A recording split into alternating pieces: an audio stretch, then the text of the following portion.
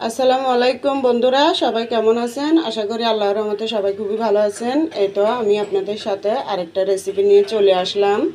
তো চেপা শুটকি দিয়ে আমি আজকে এখানে দেখুন সবজি রান্না করব।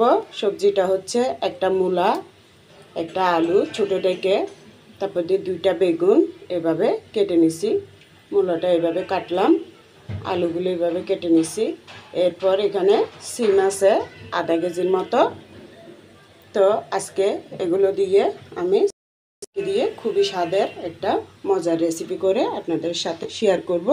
তো আপনারা আমার সাথেই থাকুন, কিভাবে রান্না করি, কি মশলা দিয়ে, এটা দেখার ইচ্ছা থাকলে অবশ্যই আপনারা সবাই আমার সাথেই থাকবেন। ওরা রান্নাটা শুরু করে দিলাম। হাঁড়ির মধ্যে সয়াবিন তেল দিয়ে দিচ্ছি। তরকারির স্বাদ অনুযায়ী যতটুকু লাগে অতটুকু দিলাম। এখন আমি পেঁয়াজ দিয়ে দেব। তাও তরকারিতে যতটুকু লাগে অতটুকু দিলাম।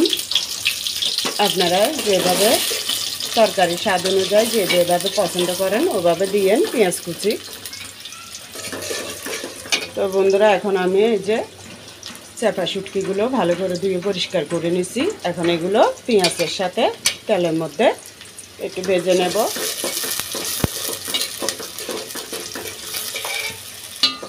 সামান্য করে ভেজে নিলাম।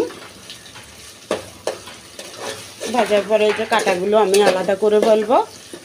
কাঁটাগুলো নেওয়ার পরে অন্য মশলাটা দিয়ে দেব।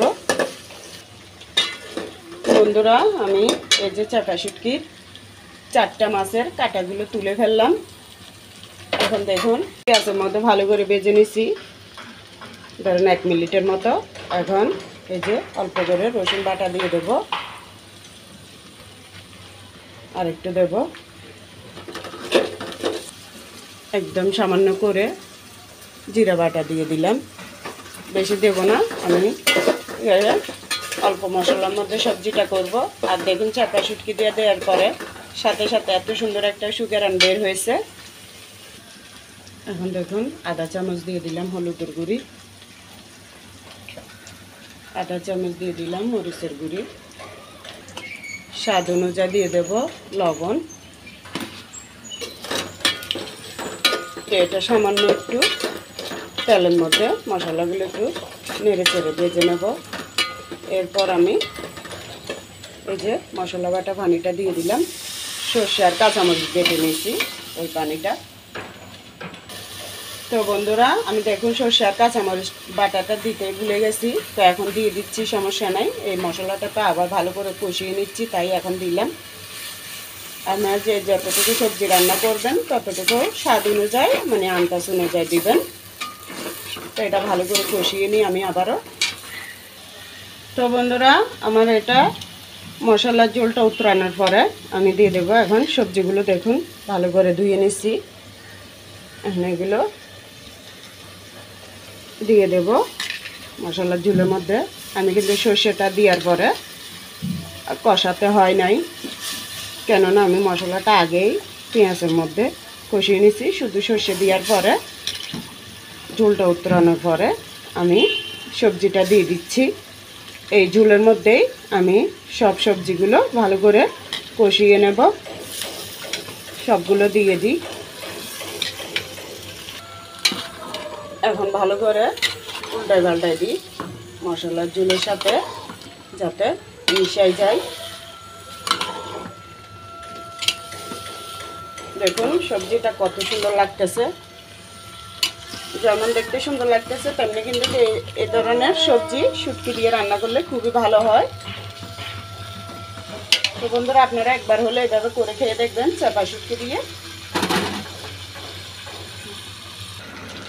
দেখুন বন্ধুরা, এই তো দেখুন কেমন ঝোলের পানিটা বের হয়েছে সবজিটা দেওয়ার পরে। এই মশলার ঝোলের মধ্যেই আমি সম্পূর্ণ সবজিটা মানে যা যা সবজি দিয়েছি আমি এটা ভালো করে সিদ্ধ হওয়া পর্যন্ত কষিয়ে নেব। একটু জুড়ে জাল দিয়ে দিছি, তেমন বেশি জুড়েও না, মাঝারি আঁচ থেকে একটু জুড়ে এটা ভালোভাবে এইভাবে কষানো হয়ে যাবে। এই তো বন্ধুরা দেখুন আমি 2-1 বার নেড়ে দিয়ে এভাবে 10 মিনিটের মতো ভালো করে মশলার মতো কষিয়ে নেওয়া হয়ে গেছে। সম্পূর্ণ ঝোলটা দেখতে পারতেছেন অবশ্যই আপনারা। শুকাই নিয়েছি আর একটু সামান্য আছে। তো এর মধ্যে তেলটা ভেসে উঠেছে, এই যে দেখুন। তো এখানে আমি আর অল্প করে গরম পানি দিয়ে দেবো, আর বেশি নাড়ার দরকার নেই। বেশি নাড়া পড়লে বেগুনটা ভেঙে গেলে ভালো লাগবে না। আপনাদের যদি ভালো লাগে নাড়া দিয়ে ভেঙেও ফেলতে পারেন। আমি সবজি একটু আস্ত থাকলে আমার থেকে সুন্দর লাগে দেখতে, খেতেও ভালো লাগে। তো এর মধ্যে দিয়ে দিচ্ছি গরম পানি, যতটুকু লাগে। আমি একটু ঝোল ঝোল রাখবো, তো অবশ্যই এটা আরও ভালো করে সিদ্ধ হতে হবে, তাই প্রয়োজন অনুযায়ী পানিটা দিলাম। সবজির ভালো করে সিদ্ধ হতে থাক। এর মধ্যে আমি একটুখানি টমেটো দিয়ে দেব। এই তো বন্ধুরা, এখন দেখুন বড় একটা টমেটোর থেকে বেশিরভাগ অর্ধেকটা কেটে এখানে দিয়ে দিলাম, আর একটুখানি রেখে দিছি। এগুলো কিন্তু অনেক বড় টমেটো।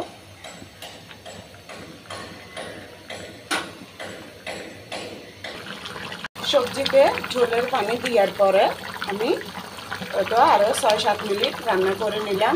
এখন বেশি করে একটু ধনিয়া পাতা দিয়ে দিলাম। ধনিয়া পাতা দিলে আরও ফ্লেভারটা ভালো লাগবে খেতে।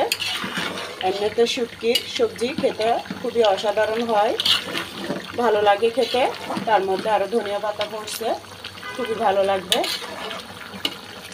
আপনারা যেভাবে ঝোল খাবেন সেভাবে রাখিয়েন। দেখুন সব সবজিগুলো সিদ্ধ হয়ে গেছে দেখে আপনারা বুঝতেছেন। কিন্তু বেগুনটা পর্যন্ত আমি এই যে 20 মিনিটের মতো রান্না করলাম, কষানো নিয়ে নজরলার ঝোল পর্যন্ত শেষ পর্যন্ত রান্নাটা করছি, যে বেগুনটা ভাঙে নাই। দেখুন অথচ সিদ্ধ হয়ে গেছে সব কিছু। শুধু আমি লবণটাই দেখবো। মাশাআল্লাহ বন্ধুরা, আমি রান্না করছি তাই বলে বলতেছি না, কিন্তু খুবই অসাধারণ লাগতেছে। আমি শুধু লবণটাই দেখছি, খুবই ভালো লাগলো আমার মুখে। তো আমার এক আপু বলছে যে এই ধরনের শুটকি মানে রেসিপি আরও চাই। ওটা মানে আমি পালং শাক দিয়ে মিষ্টি কুমড়ো দিয়ে আমি চিংড়ি শুটকি দিয়ে করছিলাম। ওই আপুটা দেখে থাকে, তাহলে ওনাকে অসংখ্য ধন্যবাদ, আমার সালাম নেবেন। তো আজকে আবারও করে দেখালাম শুটকি দিয়ে সবজি রান্না। তো বন্ধুরা, আমার রান্নাটা কমপ্লিট হয়ে গেছে। তো সবাইকে আমার পাশে থাকার জন্য অসংখ্য ধন্যবাদ। নতুন নতুন বন্ধুরা যদি আমার রান্নাগুলো যদি দেখে থাকেন, একটু হলেও যদি ভালো লেগে থাকে, তাহলে আমার পরিবারের একজন সদস্য হয়ে আমার পাশে থাকবেন। নতুন বন্ধু হয়ে আমি আপনাদের পাশে থাকবো ইনশাআল্লাহ। সবাই সবার জন্য দোয়া করবেন যাতে আমরা সবাই ভালো থাকি।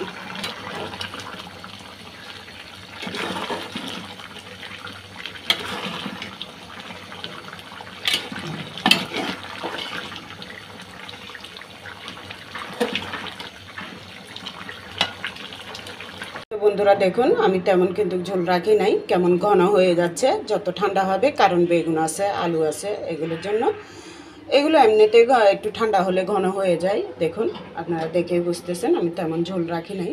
তো সবাই ভালো থাকবেন। আল্লাহ হাফেজ, আসসালামু আলাইকুম।